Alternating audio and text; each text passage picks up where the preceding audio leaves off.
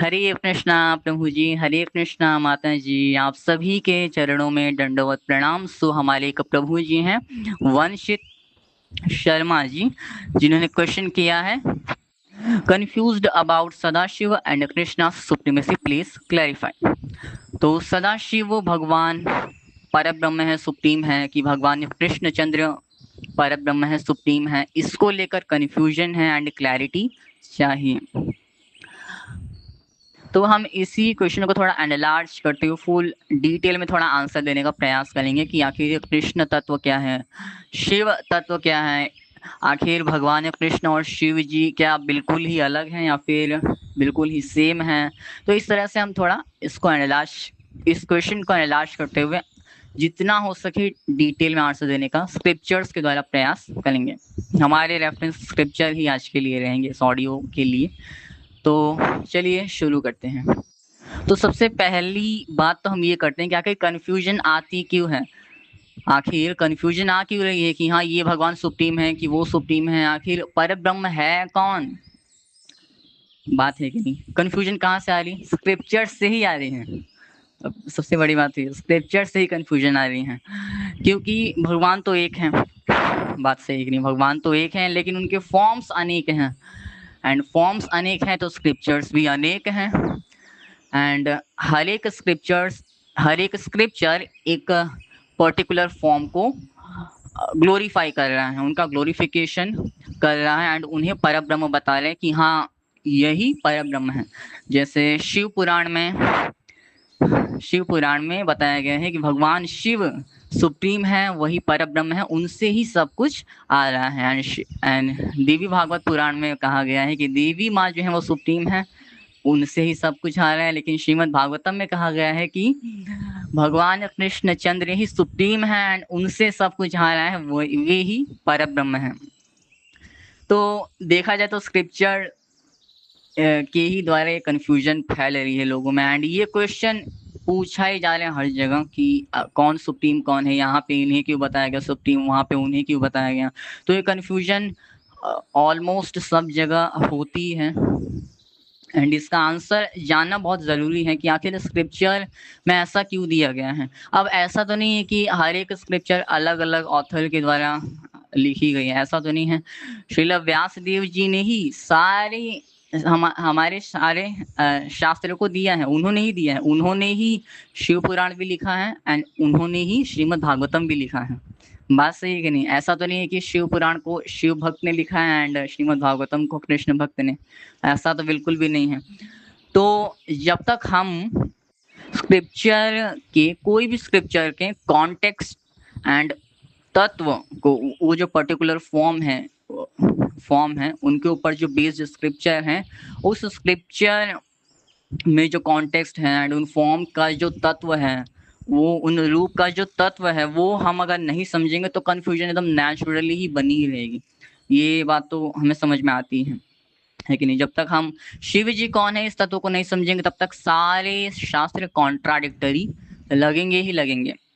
तो इसीलिए बहुत ही ज़्यादा इम्पोर्टेंट है हमारे लिए जानना कि आखिर स्क्रिप्चर में ऐसा दिया क्यों है, आखिर इनको सुप्रीम बताया जा रहा है, इधर इनको सुप्रीम बताया जा रहा है, आखिर ऐसा क्यों है, कारण क्या है इसका। सो ये बहुत ही ज़्यादा ज़रूरी है जानना। जैसे हम अगर थोड़े भी इंटेलिजेंट व्यक्ति होंगे, जैसे नॉर्मल लोगों को तो कुछ आइडिया ही नहीं होता कि अरे ऐसा बोला जा रहा है। तो जब सुनते हैं पहली बार तो उन्हें तब पता चलता है कि अरे ऐसा भी है क्या, ये स्क्रिप्चर में इनको बड़ा बोला गया, इनको बड़ा बोला गया, उन्हें तो कुछ पता ही नहीं होता। लेकिन थोड़ी भी इंटेलिजेंट होगी तो ये पता होगा, इंटेलिजेंस होगी तो थोड़ा ये पता होगा ही कि हाँ हर एक स्क्रिप्चर में अलग अलग कंक्लूजन्स दिए जा रहे हैं। तो ये बहुत ही इम्पोर्टेंट टॉपिक है एंड हम इसे समझने का प्रयास करते हैं। और सबसे पहली बात तो ये कि हम जो भी रेफरेंस लेंगे वो शास्त्रों से लेंगे, जो भी हम एक्सप्लेन करेंगे शास्त्रों से हम रेफरेंस थोड़ा बहुत ही लेके आपको समझाने का प्रयास करेंगे। तो शास्त्र भी हैं, जो कुछ लोग नहीं मानते हैं तो नहीं मानते हैं, तो हम सीधा बोलेंगे वे गधे हैं। जो नहीं मानते हैं वो गधे ही हैं, क्योंकि गधा कभी भी मैनुअल को फॉलो नहीं करता है। हम जैसे मैं एग्जांपल देता हूँ, जैसे अगर हम कोई भी अपने घर पर इलेक्ट्रॉनिक अप्लायंस लाते हैं, कोई भी इलेक्ट्रॉनिक गैजेट्स वगैरह हों, अगर हम परचेस करते हैं उस चीज को तो हमें उसके साथ उसका मैनुअल भी मिलता है कि हाँ हमें इसे अच्छे से यूज कैसे करना है, इसका बेस्ट यूज हम कैसे कर सकते हैं, इसे लंबा कैसे चला सकते हैं, इसे अपने अच्छे से यूज में कैसे ला सकते हैं। बात सही है कि नहीं, हम सब जानते हैं मिलता है। आप एसी लो, रेफ्रिजरेटर लो, टेलीविजन लो, कुछ भी लो, आपको मैनुअल मिलता है कि आप उसे अच्छे से कैसे यूज कर सकते हैं। बाइक लो, कार लो, कुछ भी लो आप, है कि नहीं। ऑफ कोर्स आज ऐसा होता है कि हम मैनुअल्स नहीं पढ़े जाते हैं। क्यों नहीं पढ़े जाते हैं? क्योंकि आज इन्हीं पे कथा भी होती है ना। भौतिक जगत में भगवान की कथा को छोड़ के हर एक चीज की कथा हो रही है। बच्चे की कथा है ना, अप्लायंसेस की कथा, गैजेट्स की कथा, भौतिक घरों की कथा, बंगलों की कथा, गाड़ियों की कथा, सबकी कथाएं हो रही हैं। तो सबको ये नॉर्मली नॉलेज है ही कि हाँ किस चीज़ को कैसे चलाना है। रेफ्रिजरेटर कैसे काम करता है, उसको हम कैसे अच्छे से चला सकते हैं, यूज़ कर सकते हैं। टेलीविजन को कैसे यूज़ कर सकते हैं अच्छे से। एसी हम कैसे अच्छे से यूज़ कर सकते हैं, उसे अच्छे से चला सकते हैं। कोई प्रॉब्लम आए तो उसे कैसे ठीक कर सकते हैं, ये सबको पता है नॉर्मली ही। क्यों? क्योंकि इन पे ही कथाएं भौतिक जगत में होती हैं। तो इसीलिए सबको ये नॉर्मली ही नॉलेज है, इसलिए कोई नहीं पढ़ता। आप में से कोई बोल सकते हैं कि हाँ मैनुअल कहाँ इतना इम्पोर्टेंट है इस पॉइंट को उठा के, लेकिन बात यही है कि कथा इन सब पे होती है तो सबको ये पता ही है एंड कोई भी नहीं पढ़ता।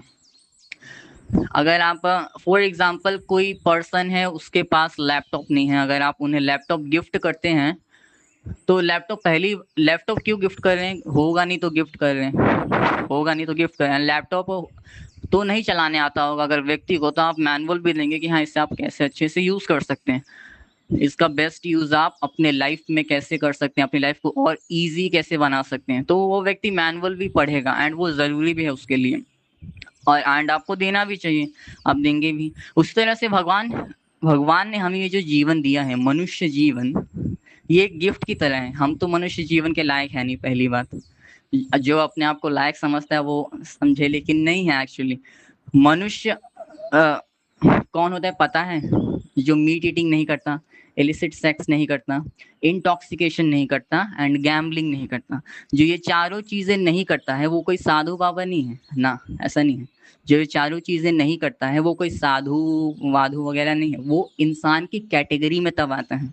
जो व्यक्ति ये चारों चीजों का पालन करता है वो व्यक्ति इंसान की कैटेगरी में आता है, वो कोई साधु नहीं बन जाता। आज तो ऐसा नॉर्मली सब मीट भी छोड़ दो तो लोग कहते हैं कि अरे तो साधु बन गया, साधु बन गया, ऐसा मैंने सुना होगा इसलिए मैं बोल रहा हूँ। तो ऐसा होता है, लेकिन नहीं, ऐसा नहीं, ये भ्रम है सबसे बड़ा। जो ये चारों चीजें नहीं करता वो मनुष्यों की कैटेगरी में आता है। क्या हम ये चारों चीजें नहीं करते हैं? करते हैं, शरीर से भी करते हैं, मन से भी करते हैं। हम तो मनुष्यों की कैटेगरी में ही नहीं आते। अरे बचपन से ही नहीं आते, पैदा हुए तब से ही नहीं आते, लेकिन फिर भी पैदा हो गए मनुष्य योनि में। क्यों हो गए? भगवान की कृपा है। बात है कि नहीं? भगवान की कृपा है, हमें भगवान ने गिफ्ट ही दिया, ये रियलिटी। ये कोई सेंटिमेंटल बातें नहीं कर रहा हूँ, ये रियलिटी है कि भगवान ने हमें मनुष्य जीवन गिफ्ट में ही दिया है। ऐसा नहीं कि हमने अपने पुण्यों से इसे प्राप्त कर लिया ना, इतनी औकात ही नहीं है हमारी। इतनी औकात ही, पुण्य इतनी ही किए होते तो आज सुख होता ना जीवन में, सब कुछ होता, गाड़ी बंगला, लेकिन नहीं है, सब गरीब है कि नहीं। तो ये गिफ्ट में ही मिला है। तो क्या भगवान श्री कृष्ण हमें गिफ्ट में देंगे तो उसका मैनुअल नहीं देंगे? कोई भी इंपॉर्टेंट चीज हम गिफ्ट में करते हैं तो उसके बारे में उसकी इन्फॉर्मेशन भी हम गिफ्ट में करते हैं, क्योंकि वो चीज वो अच्छे से यूज कर सके वो व्यक्ति। तो भगवान श्री कृष्ण सॉरी भगवान ने भी हमें दिया है गिफ्ट में। क्या दिए हैं?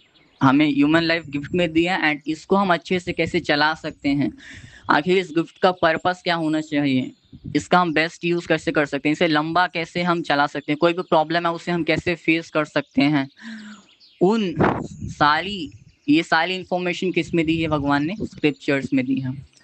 एंड आप अगर स्क्रिप्चर को नहीं मानते, शास्त्रों को नहीं मानते, तो आप गधे ही हैं, क्योंकि गधा फॉलो करता है स्क्रिप्चर्स को? नहीं करता, है कि नहीं। वो तो अपना मनमाने ढंग से जीता है कि नहीं। वो तो अपना मनमाने ढंग से जीता है, जिंदगी भर एंजॉय भी करता है एंड उसे जिंदगी भर ये भ्रम भी रहता है कि मैं एंजॉय कर रहा हूँ, जबकि वो एंजॉय नहीं करता। गोबर खाना एंजॉय करना है? आप बताइए। मल खाना इंजॉयमेंट है ये किसी तरह की? नहीं। लेकिन सुअर इसी भ्रम में रहता है पूरे जीवन की हाँ वो एंजॉय कर रहा है। तो इसीलिए अगर आप शास्त्रों को ऑथेंटिक नहीं मानते हैं, है ना, आप शास्त्रों को नहीं मानते, तो ये आपकी बहुत बड़ी गलती है एंड आप पेग की कैटेगरी में आते हैं। तो इसीलिए हम जो भी रेफरेंस देंगे शास्त्रों से देंगे। एंड मैंने तो आपको एग्जाम्पल वगैरह सब कुछ देके समझा दिया कि ये ऑथेंटिक है, ये ऑडियो भी ऑथेंटिक होगी। ऐसा नहीं है कि कुछ भी हम सेंटिमेंटल बातें कर देंगे, कुछ भी ऐसा नहीं है। तो हम शास्त्रों से रेफरेंस भी लेंगे। तो सबसे पहले हम बात करते हैं कि आखिर सदाशिव जी कौन है, उनकी पोजीशन क्या है, उनका आखिर तत्व क्या है। हम ये थोड़ा बहुत हम एक दो रेफरेंस लेके शास्त्रों से आपको समझने का प्रयास करते हैं। तो सबसे पहले तो हमें ये समझना चाहिए, जो शुरुआती डिवोटीज होते हैं, जो वैष्णव होते हैं, जो बहुत ही शुरुआती डिवोटीज हैं कृष्ण भक्ति में, विष्णु भक्ति में, तो अक्सर ऐसा होता है कि जो इंटेलिजेंट नहीं होते हैं वो शिव जी का अपमान करते हैं, बाकी सारे देवताओं का अपमान करते हैं, कह लिए कृष्ण विष्णु ही सुप्रीम है, बाकी सब तो नीचे आते हैं, उनकी कोई बिसात ही नहीं है, बिसात ही नहीं है ना। तो ये बहुत ही खतरनाक चीज है, ये बिल्कुल भी हमें नहीं करना चाहिए। शिव जी की पोजीशन बहुत ही एग्जॉल्टेड पोजीशन है एंड हमें ये समझना चाहिए वो कोई हमारे लेवल के कोई व्यक्ति नहीं है। अगर हम कृष्ण भक्ति में है तो शुरू में व्यक्ति ऐसा ही सोचता है एंड ये अपराध करता भी है, ये व्यक्ति करता ही है, नेचुरली ही करता है। लेकिन हमें ये सबसे पहले ये चीज समझनी चाहिए कि हमें ये नहीं करना है। तो सदाशिव जी की आखिर पोजीशन क्या है? तो जो शिव जी हैं वो उनके वो 3 लेवल्स में डिवाइड होते हैं, 3 तरह से इस पूरे होल एग्जिस्टेंस में वो प्रकट होते हैं। कैसे? सबसे पहले तो जो महाविष्णु भगवान है, महाविष्णु भगवान कौन है? महाविष्णु भगवान वो जिनसे ये समस्त ब्रह्मांड, उनके रोमकूपों से, उनके मुख से बड़े बड़े ब्रह्मांड एंड उनके रोमकूपों से छोटे छोटे ब्रह्मांड ये सब प्रकट होते हैं। इन महाविष्णु से कौन आते हैं? सदाशिव भगवान। तो ये सदाशिव भगवान कोई, ये विष्णु तत्व भगवान ही है, ये विष्णु तत्व भगवान में ही आते हैं सदाशिव भगवान। जैसे कहा जाता है ना कि हरि और हरि में कोई अंतर नहीं है, तो बिल्कुल नहीं है, ये देखो बिल्कुल नहीं है। महाविष्णु भगवान से ही सदाशिव भगवान आते हैं एंड वो विष्णु तत्व भगवान है। इनका कॉम्प्लेक्शन जो है वो गोल्डन है, इनके 5 मुख हैं, इनके 10 हाथ हैं एंड ये अपने धाम में निवास करते हैं। एंड स्पेशली अगर कोई सदाशिव भगवान की मतलब उनकी ही बस पूजा करता है, उनकी ही भक्ति करता है, तो उसको तत्काल तुरंत बस कुछ ही सेकंड्स में, ये रियलिटी बता रहा हूँ, मजाक नहीं कर रहा हूँ, सच में तुरंत उसको भगवान हरि की भक्ति प्राप्त होती है। क्योंकि भगवान सदाशिव खुद ही सबसे बड़े डिवोटी हैं। हमने सुना है ना कि भगवान शिव राम नाम लेते हैं, भगवान राम की भक्ति करते हैं, ये तो हमने सुना हुआ ही है, हर दिन 3 लाख नाम लेते हैं। तो जो सदाशिव भगवान है वो सबसे बड़े भगवान श्री हरि के भक्त हैं। तो ये जो हमारे सदाशिव भगवान हैं यही एक्सपांड करते हैं एज महादेव।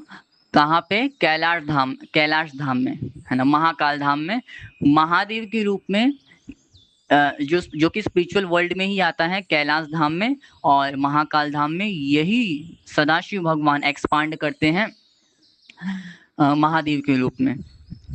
ठीक है। एंड ये जो महादेव हैं जो कि स्पिरिचुअल वर्ल्ड में ही है कैलाश धाम में, वो एक्सपांड करते हैं भौतिक जगत में कैलाश धाम में एज अ शिव के रूप में, है कि नहीं? तो ये 3 लेवल्स में से शिव जी एक्सपांड करते हैं एंड इनमें सबसे सुपीरियर कौन है? सदाशिव भगवान। सदाशिव भगवान सबसे सुपीरियर है। एंड फिर आते हैं हमारे महादेव जो कि आध्यात्मिक जगत में निवास करते हैं कैलाश धाम में, महाकाल धाम में। एंड फिर वो एक्सपांड करते हैं शिव के रूप में भौतिक जगत में तमोगुणी लोगों का उद्धार करने के लिए। तो जैसे हम इसे समझे भी कैसे कि शिव जी का जो एक्सपांशन हो रहा है, तो अगर हमने थोड़ा भी श्रील प्रभुपाद जी की बुक्स वगैरह पढ़ी हो, भागवतम कैंटो 1 पढ़ा हो, तो हमें ये पता होगा कि जो भगवान हरि हैं, जो भगवान विष्णु हैं, जो महाविष्णु भगवान हैं, वो महाविष्णु भगवान एक्सपांड करते हैं गर्भोदक्षाय विष्णु के रूप में, जो कि कहाँ लेते हैं? आध्यात्मिक जगत में। गर्भोदक्षाय विष्णु जो भौतिक जगत में ही जो आध्यात्मिक जगत है वहां पर गर्भोदक्षाय विष्णु के रूप में निवास करते हैं। एंड फिर गर्भोदक्षाय विष्णु जो है वो क्षीरोदक्षाय विष्णु के रूप में क्षीर सागर में निवास करते हैं। एंड यही जो क्षीरोदक्षाय विष्णु भगवान हैं, यही परमात्मा के रूप में सभी जीवों के हृदय में निवास करते हैं। एंड कण कण में, हम कहते हैं ना, कण कण में भगवान है, सबके हृदय में भगवान है। वो कौन से भगवान है भाई? कौन से भगवान? यही वाले भगवान। ये क्षीरोदक्षाय विष्णु भगवान ही परमात्मा के रूप में सबके हृदय में रहते हैं एंड कण कण में रहते हैं। तो ये जो शिव जी का एक्सपांशन है इस तरह से कि सदाशिव के रूप में, फिर उसके बाद महादेव, एंड फिर उसके बाद शिव के रूप में, तो ये भगवान विष्णु के एक्सपांशन की तरह ही है, जो कि भौतिक जगत से, जो कि आध्यात्मिक जगत से भौतिक जगत में उतरते हैं जीवों के कल्याण के लिए। तो इस तरह से हम ये चीज समझ सकते हैं, अगर हमें विष्णु जी के इन एक्सपांशन, ऐसे एक्सपांशन के बारे में पता होगा तो इस तरह से शिव जी भी भगवान विष्णु की तरह एक्सपांड करते हैं तमोगुणी डिपार्टमेंट को संभालने के लिए।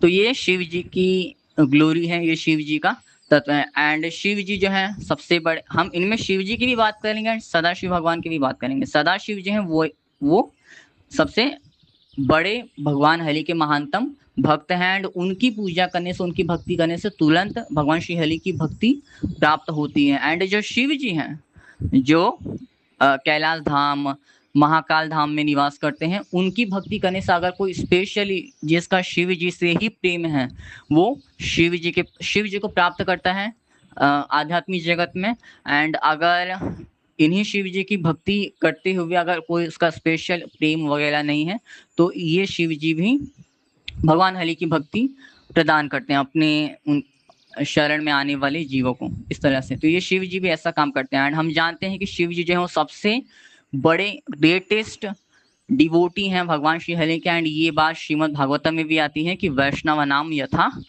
शंभु, कि वैष्णवों में शिरोमणि वैष्णव कौन है? भगवान शिव। उनसे बढ़कर उनका कोई डिवोटी है ही नहीं।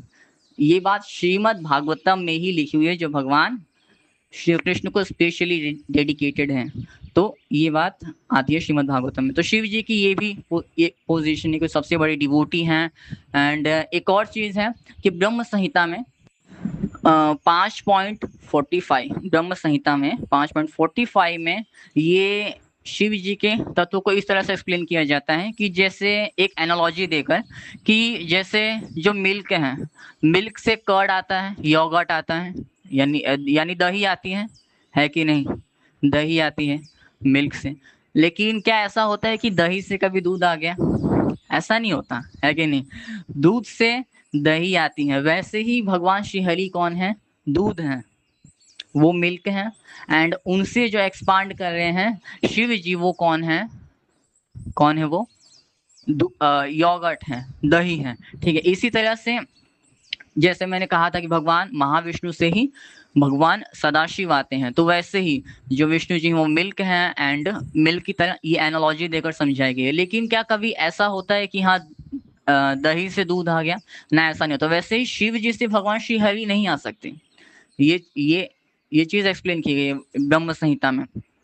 लेकिन भगवान श्री हरि से शिव जी एक्सपांड करते हैं स्पेशली गुणी डिपार्टमेंट संभालने के लिए, मैनेज करने के लिए, मैनेजमेंट के लिए, डिस्ट्रक्शन के लिए। अब जैसे ये भी एक छोटी सी मिसकंसेप्शन लोगों को रहती है कि शिव जी डिस्ट्रक्शन डिपार्टमेंट संभालते हैं एंड वो बहुत ही तमोगुणी हैं, क्योंकि वो तमोगुणी कार्य कर रहे हैं संहार करने का। लेकिन क्या ये सही है? नहीं, बिल्कुल भी सही नहीं है। ऐसा नहीं है। शिव जी के साथ ऐसा बिल्कुल भी नहीं है, हमारे साथ ऐसा हो सकता है तो ऐसा नहीं है। शिव जी जो है वो डिपार्टमेंट संभालते हैं एंड वो संहार कर रहे हैं। किस पर्पज से? उनका गोल क्या है?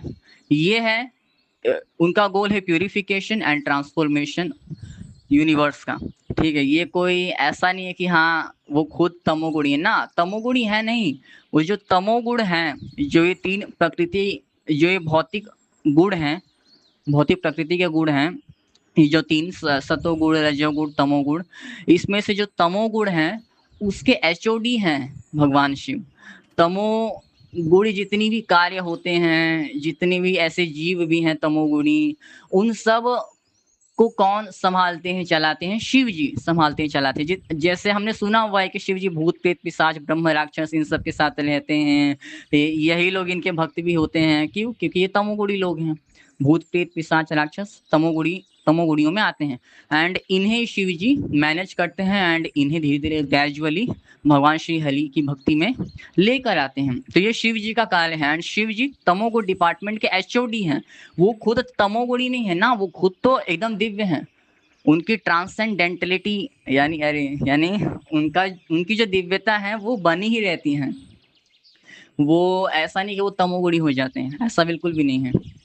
अब जैसे अगर आप हरि कथा भी सुनते हैं इस्कॉन में, इस्कॉन के लोगों से, इस्कॉन के प्रभु जी, इस्कॉन के माता जी से सुनते भी हैं तो आपको ये चीज़ पता चलेगी कि शिव जी बहुत ही यूनिक है। अच्छा, यूनिक क्यों कहा जाता है शिव जी को, ऐसी क्या बात है? तो हम ये जानते हैं कि भगवान हरि जो हैं वो बस एक ग्लांस ही करते हैं, एक ग्लांस ही करते हैं भौतिक प्रकृति के पदार्थ पर, भौतिक प्रकृति पर, तो फिर वो भौतिक प्रकृति जो है वो एक्टिवेट हो जाती है कि नहीं? एक्टिवेट हो जाती है। ऐसा ये सारी इन्फॉर्मेशन आती है श्रीमद् भागवतम में भी, आप पढ़ेंगे तो आपको डिटेल में पता चलेगा कि बस भगवान, जैसे भगवान श्री कृष्ण भगवत गीता में भी कह रहे हैं कि बस वो अपने नेत्रों के द्वारा ही भौतिक प्रकृति को गर्भस्थ करते हैं। इस तरह से भगवान श्री कृष्ण ने भी श्रीमद् भगवत गीता में कहा हुआ है। लेकिन भगवान श्री कृष्ण कभी भी ये जो भौतिक प्रकृति है, ये जो माया शक्ति है उनकी, इन्फीरियर माया शक्ति, इसके टच में कभी भी नहीं आते हैं भगवान हरि।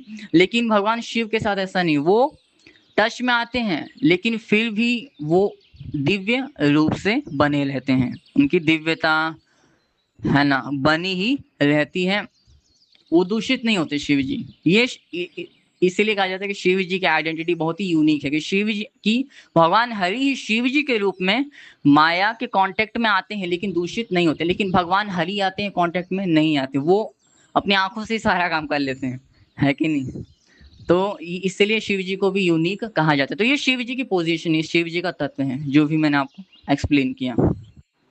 अब जैसे हमारे एक आचार्य भी हैं, हमारे गौड़ीय वैष्णव संप्रदाय के आचार्य श्रील जीव गोस्वामी। श्रील जीव गोस्वामी अपने एक ग्रंथ षट संदर्भ में बताते हैं कि जो सदाशिव भगवान है, जैसे कितने मनवंतर होते हैं? 14 मनवंतर होते हैं। 14 मनवंतर में एक मनवंतर आता है तामस मनवंतर, ठीक है? तामस मनवंतर स्पेशली डेडिकेटेड होता है तमोगुणी लोगों के लिए, है कि नहीं? ये जो तामस मनवंतर हैं उनके, तमोगुणी लोगों के उद्धार के लिए स्पेशली डेडिकेटेड है। तो इस मनवंतर में स्पेशली सदाशिव भगवान जो हैं वो सुप्रीम के रूप में कार्य करते हैं भगवान हरि की इच्छा से। ये श्रील जीव गोस्वामी बता रहे हैं। जैसे हम कहते हैं ना कि हाँ शिव पुराण में तो सब सुप्रीम बताया गया है शिव जी को, है कि नहीं? तो यहीं पे हमारे श्रील जीव गोस्वामी इसका आंसर देते हैं कि 14 मनवंतर में से एक मनवंतर है तामस मनवंतर। उस मनवंतर को स्पेशली पूर्ण रूप से हैंडल कौन करते हैं? शिव जी। एंड शिव जी सुप्रीम के रूप में एक्ट करते हैं भगवान हरि की इच्छा से। एंड ये पूरा मनवंतर शिव जी संभालते हैं। एंड जितने भी अवतार हैं शिव जी के, वो सदाशिव भगवान से ही अवतरित होते हैं, उनसे ही प्रकट होते हैं। एंड भगवान विष्णु के भी जितने अवतार हैं वो भगवान सदाशिव जी से ही अवतरित होते हैं, उनके द्वारा ही आते हैं। तो इस एक कल्प में भगवान सदाशिव सुप्रीम के रूप में कार्य करते हैं। तो ये हमारे श्रील जीव गोस्वामी भी सुपीरियॉरिटी को लेकर आंसर देते हैं शिव जी को लेके अपने ग्रंथ षट संदर्भ में। तो ये है थोड़ा हमारे सदाशिव भगवान के बारे में, शिव जी के बारे में। अब हम बात करते हैं भगवान कृष्ण के बारे में। क्या कि शास्त्रों में भगवान कृष्ण के बारे में क्या कहा गया है कि नहीं? भगवान कृष्ण क्या बिल्कुल अलग ही हैं शिव जी से? नहीं, अलग नहीं है। जैसे मैंने जो एनालॉजी दी थी आपको ब्रह्म संहिता से, जो ब्रह्मा जी ने खुद ही बताई हुई है, दूध और दही की एनालॉजी की। दूध और दही दोनों ही डेयरी प्रोडक्ट हैं ही, दोनों ही डेयरी प्रोडक्ट है ना, यानी दोनों सेम भी हैं, दोनों डेयरी प्रोडक्ट हैं, दोनों सेम भी हैं। लेकिन और अंदर जाएंगे तो दोनों इतने भी सेम नहीं। आपको दूध जब चाहिए होगा तो आपको मैं आपको दही दूंगा तो आपको नहीं चलेगा, है कि नहीं? आपको जब दूध चाहिए होगा तो मैं आपको दही दूंगा, चलेगा? नहीं चलेगा, आप 2-4 गाली देंगे। तो इसीलिए अलग भी हैं साइमल्टेनियसली एंड डिफरेंट भी हैं दोनों। ये स्पेशली किसका किन वैष्णव संप्रदाय का सिद्धांत है, गौड़ीय वैष्णव संप्रदाय का यही स्पेशली सिद्धांत है जिसे हम अचिंत्य भेदाभेद सिद्धांत कहते हैं। यानी अचिंत्य रूप से एक ही समय में डिफरेंस भी है एंड वननेस भी है। ये थोड़ा शॉर्ट में इस तरह से है। ये जो फिलॉसफी है ये यही है गौड़ीय वैष्णवों की फिलॉसफी, अचिंत्य भेदाभेद सिद्धांत। तो भगवान कृष्ण की बात करते हैं कि भगवान कृष्ण चंद्र को शास्त्रों में क्या बताया गया है, वो कौन है, उनकी पोजीशन क्या है। तो सबसे पहले तो सबसे मोस्ट ऑथेंटिक एंड मोस्ट यानी जो सार रूप शास्त्र है श्रीमद् भागवतम, उसमें आखिर भगवान कृष्ण के बारे में क्या कहा गया है। तो हम जैसे जानते हैं कि श्रीमद् भागवतम में 12 कैंटो हैं, 12 स्कंद हैं, लेकिन पहले स्कंद के तीसरे अध्याय में तीसरे चैप्टर के 28वें श्लोक में बता दिया गया है एते चांश कला पुंसा कृष्णस्तु भगवान स्वयं। पहले ही अध्याय में ये कंक्लूड कर दिया गया है कि हाँ भाई कृष्ण परम भगवान है, मान लो, है कि नहीं। तो यहाँ पर श्रीमद् भागवतम में पहले ही बताया जा रहा है कि कृष्णस्तु भगवान स्वयं, भगवान कृष्ण स्वयं ही, मतलब कृष्ण स्वयं ही परम भगवान है। कृष्ण जो है वो स्वयं परम भगवान है। अब जैसे हम जानते हैं कि हमारे जितने भी वैष्णव हैं वो भी बताते हैं कि कृष्ण ही ओरिजिनल सोर्स हैं फॉर ऑल द इनकारनेशंस। जितने भी विष्णु फॉर्म्स हैं वो कहाँ से एक्सपांड होते हैं, सारे कहाँ से आते हैं, भगवान कृष्ण चंद्र से ही आते हैं। महाविष्णु, मैंने जिनकी बात की थी शुरू में, महाविष्णु जिनसे सदाशिव भगवान आते हैं, वो कहाँ से आ रहे हैं, भगवान कृष्ण से ही आ रहे हैं। जितने भी यूनिवर्सेस हैं, एक ही यूनिवर्स नहीं है।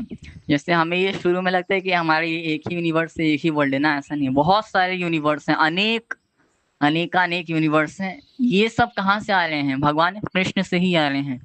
उनके ही एक विस्तार, उनके ही एक पूर्ण विस्तार महाविष्णु भगवान से ही प्रकट हो रहे हैं। तो सारी चीजें कहाँ से आ रही हैं, अकॉर्डिंग टू गौड़ीय वैष्णव सिद्धांत, वैष्णव की फिलोसॉफी को समझे, वो क्या कहते हैं कि सारी चीजें भगवान कृष्ण से ही आ रहे हैं। जितने विष्णु अवतार हैं वो भी भगवान शिव भी उन्हीं से आ रहे हैं, सारी यूनिवर्सेस उन्हीं से प्रकट हो रहे हैं, सब कुछ भगवान कृष्ण से ही आ रहा है। ये हमारे वैष्णव का सिद्धांत है। अब दूसरा रेफरेंस ले तो श्रीमद् भगवद गीता में ही 10.8 में 10वें अध्याय के 8वें श्लोक में भगवान श्री कृष्ण खुद बता रहे, अहम सर्वस्य प्रभो, I am the source of all the spiritual and material words. कि भगवान श्री कृष्ण ही आध्यात्मिक और भौतिक जगतों के सोर्स हैं। यानी क्या सोर्स क्या कह सकते हैं हिंदी में, वही सोर्स है कि नहीं, उनसे ही सब कुछ आ रहा है। वही भौतिक और आध्यात्मिक जगत के परम नियंता हैं, उनके बराबर एंड उनसे बढ़कर कोई भी नहीं है। अब जैसे इस चीज से भी ये प्रूव होता है कि नहीं, I am the source of all spiritual and material word से ही प्रूव होता है कि हाँ कृष्ण जो है वो अवतारी हैं, है कि नहीं। कृष्ण जो है अवतारी, यानी जिनसे सब अवतार प्रकट होते हैं, है कि नहीं, जिनसे सब अवतार प्रकट होते हैं। कृष्ण अवतार नहीं है, कृष्ण अवतारी हैं, क्योंकि उनसे ही समस्त अवतार प्रकट होते हैं। तो ये दो हमारे जो कि सबसे मेन ऑथेंटिक सबसे फेमस शास्त्र है हमारे इस पूरे वर्ल्ड में, इन दोनों शास्त्रों में भी भगवान कृष्ण चंद्र को सुप्रीम बताया गया है। एंड ब्रह्म संहिता में भी ब्रह्मा जी जो कि पूरी तरह से बुद्धि तत्व के ही बने हुए हैं। हम बुद्धि तत्व के बने हुए हैं पूरी तरह से नहीं, ऐसा नहीं है। हम हड्डी, मांस, लोथड़े, खून, मल, मूत्र के बने हुए हैं एंड 1-2 मिलीग्राम हमारे ऊपरी के माले में बुद्धि है। लेकिन ब्रह्मा जी के साथ ऐसा नहीं है।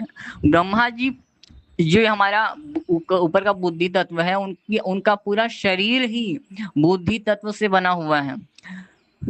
उनका पूरा शरीर ही बुद्धि तत्व से बना हुआ है। पूरे ब्रह्मांड में सबसे इंटेलिजेंट व्यक्ति जो ब्रह्मा जी हैं, पूरे ब्रह्मांड में सबसे इंटेलिजेंट व्यक्ति जो ब्रह्मा जी, वो खुद ही अपने ग्रंथ ब्रह्म संहिता में खुद ही बोल रहे हैं, ईश्वरः परमः कृष्णः सच्चिदानंद विग्रह अनादिर आदिर गोविंद सर्व कारण कारणम। ईश्वरः परमः कृष्ण, परम ईश्वर कौन है, कृष्ण। सच्चिदानंद विग्रह, जो सच्चिदानंद विग्रह हैं, अनादिर आदिर गोविंद, जिनका ना कोई आदि है ना कोई अंत है, ऐसे भगवान श्री गोविंद सर्व कारण कारण, सभी कारणों के कारण हैं। ऑफ कोर्स ये मैंने अच्छे से एक्सप्लेन नहीं किया है, मतलब डिटेल में तो उसका वर्ड मीनिंग कुछ और ऐसा ही है, मतलब थोड़ा सा।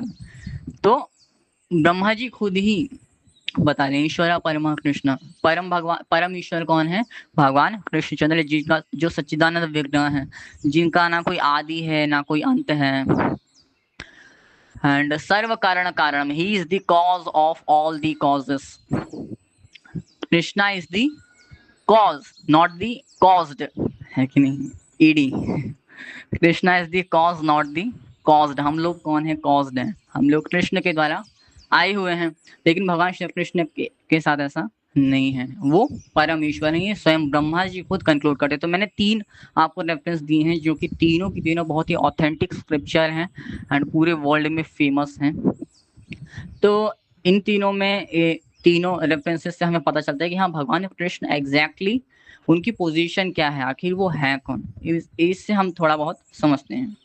अब जैसे हम समझते हैं कि आखिर सदाशिव भगवान का, भगवान हरि का, भगवान कृष्ण का रिलेशनशिप आखिर आपस में है क्या। तो जैसे मैंने ये तो पहले ही बता दिया था कि वैष्णव नाम यथा शंभु, श्रीमद् भागवतम में ये श्लोक में आता है कि नहीं, कि भगवान सदाशिव कौन है, या भगवान शिव कौन है? परम वैष्णव है, उनसे बढ़कर वैष्णव कोई है ही नहीं, यानी भगवान श्री हरि के सबसे बड़े भक्त हैं। तो इनका आपस का रिलेशनशिप कैसा है? भक्त और भगवान का। शिव जी भी भगवान ही है, लेकिन वो साथ साथ क्या है, उनकी उनकी यूनिकनेस ही यही है कि वो साथ साथ बहुत बड़े और बहुत ही प्रिय भक्त हैं भगवान श्री हरि के। तो ये इनका रिलेशनशिप है। भगवान कृष्ण के सबसे बड़े डिवोटी, भगवान श्री रामचंद्र का नाम लेते हैं ना शिव जी, भगवान श्री रामचंद्र कौन है? भगवान कृष्ण ही है। तो इनका आपस में रिलेशनशिप कैसा है? बहुत ही बहुत ही प्रिय भक्त और भगवान का रिलेशनशिप। ऐसा तो नहीं है कि कोई वो है, कोई वॉर है आपस में, कोई ऐसा ऐसा तो कुछ भी नहीं है, लेकिन हाँ, ऐसा हम सोचते हैं जब हम भक्ति में नहीं होते हैं तो, लेकिन ऐसी कोई बात नहीं है बिल्कुल भी।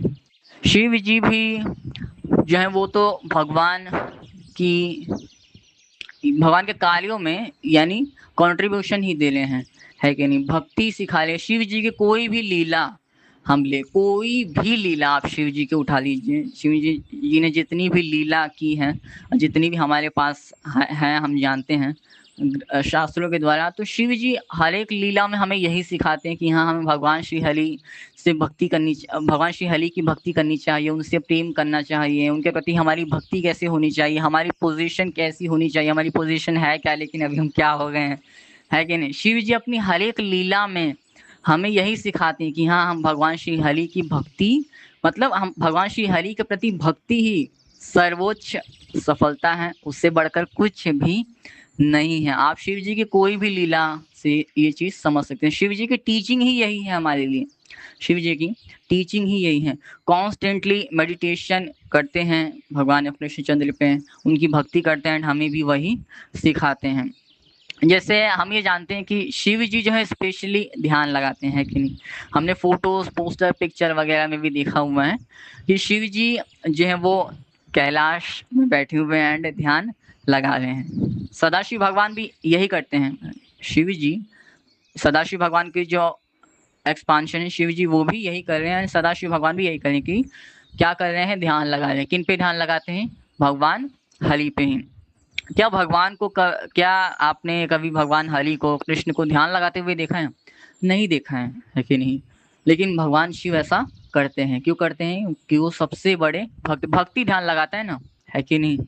भक्ति ही भक्ति करता है, ध्यान लगाते हैं भगवान पे। तो शिव जी ऐसा करके हमें सिखा रहे, हमें बता रहे हैं। तो ये रिलेशनशिप है शिव जी का और कृष्ण का आपस में। जैसे हम जानते हैं कि भगवान हरि के द्वारा भी कितनी ब्यूटीफुल लविंग एक्सचेंजेस होते हैं शिव जी के द्वारा, लेकिन श्री रामचंद्र के रूप में शिव जी की पूजा की श्री राम ने, है ना, शिवलिंग की पूजा की, उनके इतना सम्मान दिया, है कि नहीं? मतलब उनको बिल्कुल अपने लेवल का ही श्री रामचंद्र बताते हैं। जैसे एक सीरियल जो आता है रामायण का, उससे मैं थोड़ा बोलना चाहूँगा कि जैसे जब किसी ने पूछा कि अरे आप शिवलिंग की पूजा क्यों कर रहे हैं, तो श्री राम, अरे नहीं सॉरी, हाँ, मतलब श्री राम जी ने बोला कि इस शिवलिंग का नाम होगा रामेश्वरम। तो किसी ने पूछा कि अरे रामेश्वरम, रामेश्वरम का मतलब ये है क्या कि राम जिनके ईश्वर हैं? तो राम जी कहते हैं ना ना, ऐसा नहीं है, ऐसा नहीं है कि राम जिनके ईश्वर है। रामेश्वरम का मतलब ये है, रामेश्वरम का मतलब ये है कि राम के जो ईश्वर हैं। तो शिव जी सुने तो मुस्कुराने लगे कि देखो कितने चतुर हैं उनके प्रभु। तो फिर शिव जी बताते हैं इसका रियल अर्थ कि नहीं, रामेश्वरम का मतलब ये है कि राम जिनके ईश्वर हैं। ये रामेश्वरम का मतलब है। ये शास्त्रों में भी बात आती है जी, हम अक्सर गलत ही समझते हैं, मैं भी पहले ये समझता था। तो लेकिन रामेश्वरम का रियल मतलब क्या है कि ये राम जी जिनके ईश्वर हैं, यानी शिव जी खुद बताते हैं ये चीज। तो इन सारी लीलाओं से हम समझ सकते हैं कि हाँ, आखिर भगवान श्री हरि और हर का आपस में रिलेशनशिप है क्या, उनके बीच का आदान प्रदान, उनकी बीच में जो आपस में लीलाएं हुई हैं, उनसे हम समझ सकते हैं कि इनके बीच का जो संबंध है वो कितना मीठा है कि नहीं, कितना ब्यूटीफुल है, कितना भक्ति से भरा हुआ है, एक दूसरे की सेवा भावना से भरा हुआ है। तो ये आपस में रिलेशनशिप है भगवान कृष्ण की और भगवान शिव का आपस में। इससे हम ये चीज समझ सकते हैं। तो जैसे मैंने आपको बताया था बीच में कि गौड़ीय वैष्णवों का सिद्धांत क्या है, अचिंत्य भेदाभेद सिद्धांत की भगवान जो है, तो भगवान को भी ले लो एंड जीवात्मा को ले लो, या फिर भगवान को ले लो और भगवान के अवतारों को ले लो। तो ऑफ कोर्स जीवात्मा का कुछ अलग ही हो जाएगा, लेकिन भगवान तो एक ही है एंड उनके फॉर्म्स बहुत सारे हैं। तो उनके फॉर्म्स में भी हर एक फॉर्म के लीला और धाम अलग होते हैं, लेकिन नाम रूप गुण सबके क्या है, सबके क्या है, सेम होते हैं, इनमें कोई भी अंतर नहीं होता है। बात सही है कि नहीं? अचिंत्य भेदाभेद सिद्धांत में, सिद्धांत से हम यही समझते हैं। में तो इतना मतलब डिटेल में नहीं जाएंगे। तो वैष्णव के वैष्णव गौड़ीय वैष्णव का जो सिद्धांत है, इससे हम ये समझ सकते हैं। तो यही रिलेशनशिप है शिव जी और भगवान कृष्णचंद्र में, कि जो भगवान कृष्ण है एंड भगवान शिव हैं, इनके बीच में अंतर है भी, कुछ अंतर है लीला और धाम में, कि लीलाएं अलग हैं भगवान कृष्ण की, भगवान शिव की, धाम अलग है कृष्ण की, शिव जी की, बट नाम रूप गुण क्या है, बिल्कुल सेम है, इनमें कोई भी अंतर नहीं है। तो जैसे मैंने आपको रेफरेंसेस दिए थे भगवान कृष्ण को लेकर, शिव जी को लेकर, तो इससे हम समझ सकते हैं कि भगवान कृष्णचंद्र को श्रीमद् भागवतम हो, श्रीमद् भगवत गीता हो, जो कि इतने ऑथेंटिक शास्त्र हैं, पूरे वर्ल्ड में फेमस है, ब्रह्म संहिता हो, वहां पर भगवान कृष्ण को क्या बताया गया है कि वे ही अवतारी हैं। ये श्लोक से हमें साफ साफ पता चल रहा है। लेकिन भगवान शिव कौन है, जैसे भगवान कृष्ण कैसे एक्सपांड करते हैं और कहाँ से शिव जी आते हैं, ये भी हम समझ सकते हैं श्रीमद् भागवतम से। जैसे श्रीमद् भागवत में बताया गया है कि भगवान कृष्ण जो है सबसे पहले बलराम जी का एक्सपांशन करते हैं, अपने राइट साइड से बलराम जी का एक्सपांशन करते हैं। बलराम जी जो हैं वो फिर वासुदेव, संकर्षण, अनिरुद्ध और प्रद्युम्न के रूप में एक्सपांड करते हैं। वासुदेव, संकर्षण, अनिरुद्ध एंड प्रद्युम्न के रूप में। यही वासुदेव, संकर्षण, अनिरुद्ध और प्रद्युम्न राम, लक्ष्मण, भरत और शत्रुघ्न बनकर आते हैं।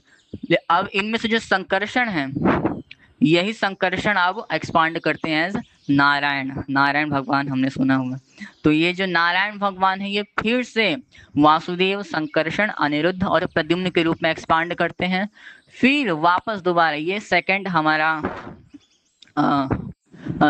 चतुर्युग है ना। एंड ये जो संकर्षण भगवान है, जो सेकंड आए हैं, इनसे फिर से अब इनसे आते हैं कौन, भगवान महाविष्णु। इनसे फिर गर्भोदक्षाय विष्णु, शिरोदक्षाय विष्णु, तो ऐसे आगे एक्सपांड करते हैं। इन्हीं महाविष्णु से कौन आ रहे हैं, सदाशिव भगवान। लेकिन आपने पूछा था कंफ्यूज्ड है सदाशिव जी को लेकर, कृष्ण को लेकर। तो ये एक्सपांशन का एक वो है, यानी फ्लो है कि नहीं, जो कि शास्त्र में भी दिया गया है कि भगवान कृष्ण से आए बलराम जी, सबसे पहले बलराम जी, उनसे वासुदेव, संकर्षण, अनिरुद्ध, प्रद्युम्न। संकर्षण जी से आए हैं नारायण भगवान, फिर इन्हीं नारायण से वापस से वासुदेव, संकर्षण, अनिरुद्ध और प्रद्युम्न आते हैं। एंड इनसे फिर इन संकर्षण जी से आते हैं कौन, महाविष्णु भगवान। एंड इन महाविष्णु से सदाशिव भगवान आते हैं। लेकिन सबसे टॉप पे कौन है, अवतारी कौन है, भगवान कृष्णचंद्र।